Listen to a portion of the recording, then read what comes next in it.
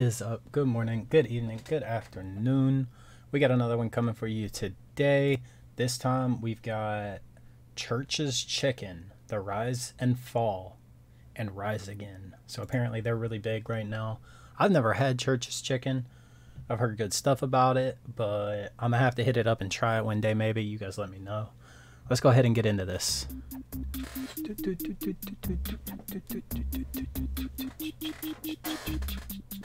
Church's Chicken has been through quite a bit. In many ways, they were pioneering in the fast food industry, successfully growing to about 1,500 locations before encountering a tremendous number of issues that quickly led to them being part of a bankruptcy Chicken firm in in bankruptcy. 1991. I will be going deeper into those issues, but on the upside, that bankruptcy was followed by an impressive comeback. That was like 30 years ago, so they've improved and grown their business to a point where right now, as I say this, things are looking promising. They've been consistently opening new restaurants, currently up to about 1,700, raising the sales of their existing ones and just overall improving the brand and the customer's perception of it. If you haven't been there, they serve fried Wait, did it say chicken, since historically a direct 1951? competitor to KFC or Popeyes. The big distinction like being that it's Popeyes. not Kentucky style or Louisiana style, I don't it's really- Texas style. In fact, about a third of their Interesting. restaurants I don't know are what the difference outside of is. the I don't know United what Texas States in style 26 different countries. fried And chicken for those, is they've like. commonly chosen to brand themselves as Texas chicken. I believe the Interesting. reason being that they don't want to give the appearance of having any sort of religious affiliation, which is true.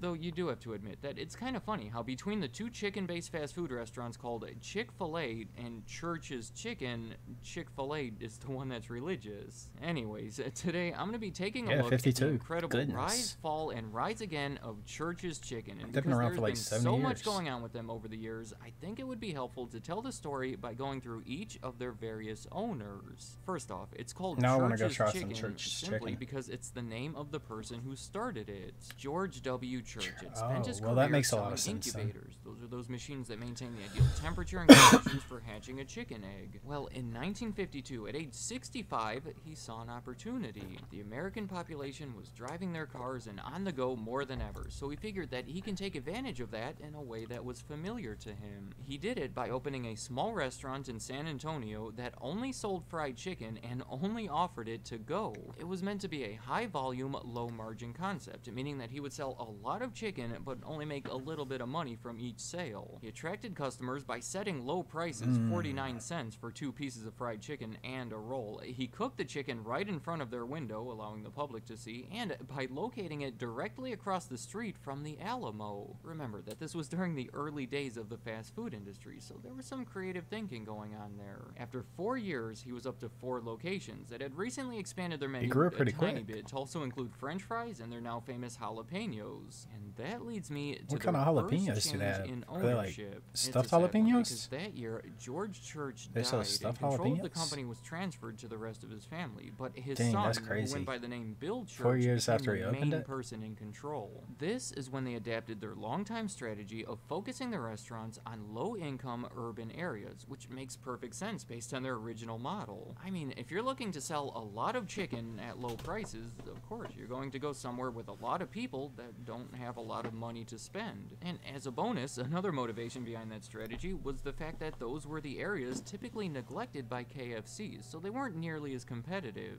They So it found their sounds like place a in the win-win. market, and by 1969, it had grown to about 20 locations, now reaching outside of San Antonio, though I believe still entirely in Texas. We can see how they were moving forward here. I would say I wonder impressive how start much to this space do they company, cover but now? The next change Like- of ownership is where everything accelerated. Maybe you see where this is It did going. say In they're international 1969, now. They were sold to the public So, I mean, on the stock like, market. Are they everywhere? Are they all over the U.S. now? Like, can I get some in North Carolina where I live? Or am I going to have to, like, travel for this? And if so, where's the closest one to me? These are things I need to know. Or I want to know. And what's the difference between, like, I know what Louisiana chicken tastes like. Like, I really like Popeyes. I don't really care for KFC, but I really like Popeyes. from the sale I don't quickly know. helped them It's become interesting. a national brand, opening hundreds of restaurants across the country and becoming the Hundreds second across the largest chain country. of fried chicken restaurants behind only KFC. There's obviously so much more that could be said about this time, but to keep it I want simple, to say they Popeyes continued is winning using now, but I similar don't know. strategies to attract customers throughout the 1970s and I really continued like growing to Popeyes, about so. 1,500 locations by the middle of the They got one in Greensboro? 1980s. And Oh, that is shoot. when everything started going bad. The Is it second good? half of the 1980s was an absolute nightmare for Church's Chicken, so I've put together a new list outlining some of the biggest reasons behind their trouble. The first one I have is expanding too quickly. They were so concerned with opening new That happens with a Church's lot of Chickens that restaurants they where they may have expand too pushed quickly. forward in some questionable areas. Remember, it's a business based on high volume, so a new restaurant has to sell a lot of chicken for it to be successful, and for many of them, that just wasn't the case. Starting in 1985, their overall sales were falling each year, and by 1988, they were losing money. Another likely factor was their changing leadership. Trust me, everyone's going to get a headache if I get into all the specifics of it, but many of the top positions just kept changing. Many of the leaders weren't getting along with each other, some of them were undoing changes made by others before them, and the company lacked a consistent vision. Another issue was all of these other fast food chains that they were trying to operate. They started a hamburger chain called GW Juniors that grew to over 60 locations before closing in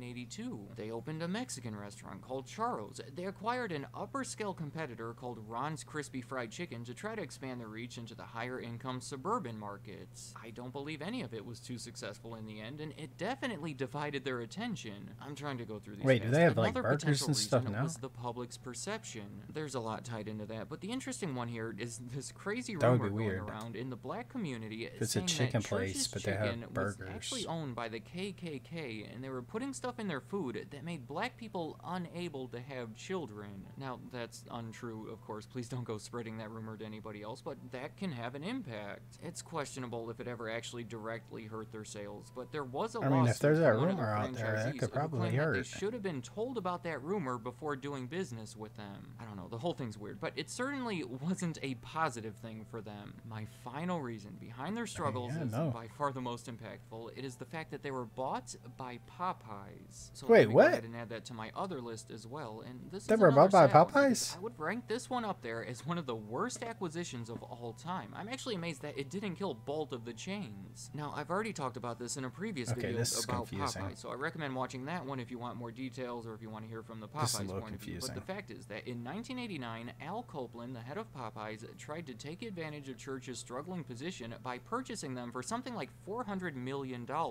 That amount, feel like by that's the way, not had to be like a borrowed crazy, at a crazy high amount. interest rate. In court documents filed at the time, Popeyes expressed that their intention was to sell 440 Church's chickens, convert 303 of them into Popeyes restaurants, close 250 of them, and keep only 92 of them open, which would have effectively reduced the brand to about 6% of their What? previous size. They struggled to make that happen, but I think I it mean, shows yeah, how that they was- pretty much that was just a wanted lot. to suck the life out of Church's to help grow the Popeyes brand. In reality, they fired 12% of Church's staff, including the top management, closed about 100 of messed up. them, unsuccessfully tried to sell many of the company-owned locations to franchisees, unsuccessfully tried to convert many of them to Popeyes, and upset many of the existing I feel like that would franchisees be in an the easy process. conversion. I don't know I what don't else to know. say. I don't No know. one benefited from this. The two companies clearly did not integrate together well at all. So in 1991, that combined company couldn't keep up with their debt payments and was forced to file for bankruptcy. So I think that's a pretty good explanation of the rise and fall of Church's Chicken. I'll admit that up until this point, this has been a depressing video, so I'm happy that we're finally getting to the comeback. The next owner of Church's What Chicken happened after was that? thankfully much better than the previous one. Through the bankruptcy court, the creditors that had loaned Copeland the money for the ill-fated acquisition became the new owners of both Popeyes and Church's, and used them to establish a new company called America's Favorite Chicken Company. I like that name because it has so much confidence, calling yourself America's Favorite Chicken Company, but it was later shortened and changed to AFC Enterprises. The immediate It's kinda changes the that they two made of to those sort out this whole versus disaster was KFC. to move their headquarters from New Orleans to Atlanta, separate the operations and management of the two companies as much as possible, and maybe most importantly, they brought in a new CEO, Frank Bellotti, who had recently implemented some effective turnaround efforts over at Arby's. For Church's specifically, they invested millions of dollars into remodeling restaurants to try to reverse that negative reputation. They reached out to the franchisees to try to improve the relationships that had been destroyed destroyed from that previous ordeal. They added new menu items, including their famous honey buttered biscuits. They started opening new restaurants again, many of which were creative, low-cost locations, like the ones that they combined with White Castle restaurants. They had similar demographics and suppliers. Efforts like those helped them grow back up to 1,500 locations. I kind of like White Castle. White Castle's really hit or miss. They even updated the branding and the logo into the one that I think most of us better recognize at this point. For AFC Enterprises, in the late 1990s, their new plan was to expand beyond fried chicken restaurants. That's actually why they changed their name. In 1998, they bought Seattle Coffee Company and Cinnabon, each of which were around $65 million. But that strategy completely changed a few years later when they ran into financial trouble. The trouble was partially due to these accounting issues where they had to restate their earnings. There's so much going on here. I don't want to get too sidetracked, but their new plan was to refocus all of their efforts onto really like one brand and sell off so all good. of the others to raise money to pay down their debts. The company that they chose, the one that they figured would be the most promising moving forward, was actually Popeyes. It's a big reason why we have so many of them today. So, at the end of 2004, they sold Church's Chicken to Crescent Capital Investments, a private equity firm, for about $390 million. From this point, I'm just going to go ahead and finish this list. In 2009, they were sold to That's even less than and in like when they tried it to was announced that they were sold to yet another private equity firm. That one was High Bluff Capital Partners, and that's like who are also the owners 15, 20 years later. They say that they believe that Church's had built a long-term connection with their customers, and they felt that they could capitalize on that. Currently, they claim to have 1,700 locations, generating system-wide sales of around $1.2 billion each year, which is an all-time high. They're bigger now than they have ever been in the past. Over the past few years, they put an emphasis on digital marketing and their delivery business, which have been bringing in positive results. So, after so much struggle in the past, it seems like Church's Chicken is finally moving in the right direction. Let me know in the comments, have you ever been to Church's Chicken? And I've never been to Church's Chicken. If you're from anywhere outside of the United States. I gotta figure out what Church's Chicken is. It's a restaurant that's definitely not for everybody, and I imagine a good portion of the people watching this will say that they much prefer KFC or Popeyes or one of the other competitors. I definitely I'm even prefer going to put Popeyes. that to a vote. So I'm check good out the at KFC. community tab of this channel. I'm good at KFC, unfortunately. People are saying. That was pretty interesting. I'm gonna have to go try some Church's Chicken. I'm gonna put it on my list. I'll try it at some point. I do prefer Popeyes. What do you guys prefer? Let me know.